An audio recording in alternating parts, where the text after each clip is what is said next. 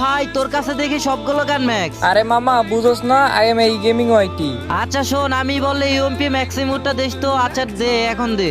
1 2 3, দে দে, এবার দে, এখন দে।